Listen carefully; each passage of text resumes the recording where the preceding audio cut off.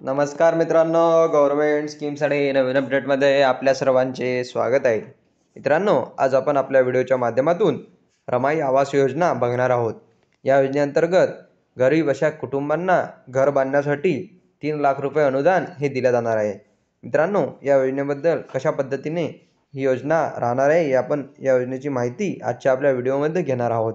आपल्या देशातील मोठ्या प्रमाणात नागरिक दारिद्र्य रेषेखालील जीवन यापन करतात. हे नागरिक साधारणतः कमी उत्पन्न गटातील असतात.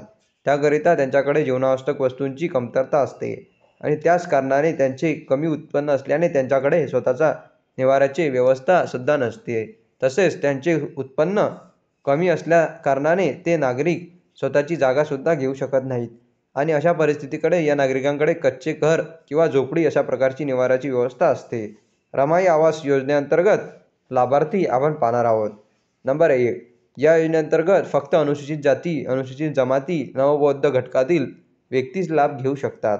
नंबर 2, महाराष्ट्रात राहणारी आर्थिकदृष्ट्या गरीब व मागासवर्गीय व कमजोर ज्यांच्याजवळ राहायला स्वतःचे घर नाही अशी व्यक्ती या योजनेचा लाभ घेऊ शकतात. नंबर 3, जे नागरिक गरीब असून त्यांच्या जवळ स्वतःचे पक्के घर बांधायला पैसे नाहीत अशा नागरिकांना या योजनेअंतर्गत आर्थिक मदत दिल्या जाणार आहे.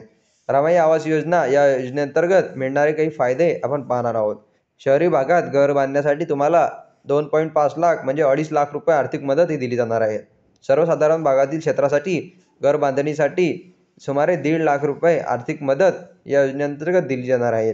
नंबर 2, या योजनेअंतर्गत डोंगराळ भागात घर बांधण्यासाठी 1.42 लाख रुपयांची आर्थिक मदत ही केली जाणार आहे. नंबर 3, या योजनेअंतर्गत शौचालय बांधण्यासाठी 12,000 रुपयांची तरतूद ही केली जाणार आहे. रमाई आवास योजनेची काही अटी आपण पाहणार आहोत. या योजनेअंतर्गत अर्जदार व्यक्तीच्या कुटुंबातील जर कोणी व्यक्ती सरकारी सेवेसाठी असेल तर त्या अर्जदारास या योजनेचा लाभ हा घेता येणार नाही. अर्जदाराने याआधी कोणत्याही घरकुल योजनेचा लाभ घेतलेला नसावा. या योजनेअंतर्गत अर्ज करणारी व्यक्ती महाराष्ट्र राज्यातील रहिवासी असणे गरजेचे आहे. त्याकरिता रहिवासी प्रमाणपत्र आणणे सादर करणे गरजेचे आहे. लाभार्थी हा बेघर असावा किंवा त्याच्याकडे पक्क्या स्वरूपाचे घर नसावे. रमाई आवास योजना अनुदान वितरण पद्धती आपण पाहणार आहोत. पहिला हप्ता घरकुलाचे 50% अनुदान घराचे बांधकाम सुरू करताना लाभार्थ्याच्या नावे सुरू करण्यात आलेल्या बँक खात्यात जमा करण्यात येते. नंबर 2, दुसरा हप्ता 50% निधीचा वापर केल्याचे प्रमाणपत्र सादर केल्यानंतर 40% अनुदान लाभार्थ्याच्या नावे सुरू करण्यात आलेल्या बँक खात्यात जमा करण्यात येते. तिसरा हप्ता घराचे बांधकाम पूर्ण झाल्यावर घराचा ताबा घेताना आणि सक्षम अधिकाऱ्यांनी घराचे काम पूर्ण झाल्याचा दाखला दिल्यानंतर उर्वरित 10% रक्कम अनुदानाच्या लाभार्थ्याच्या बँक खात्यामध्ये ही दिली जाते. रमाई आवास योजनेअंतर्गत अर्ज करण्याची पद्धत हे आपण पाहणार आहोत. या योजनेमध्ये ऑफलाईन व ऑनलाईन अशा दोन्ही पद्धतीने तुम्हाला मित्रांनो अर्ज हा करता येतो. लागणारी काही आवश्यक कागदपत्रे मी तुम्हाला सांगणार आहे.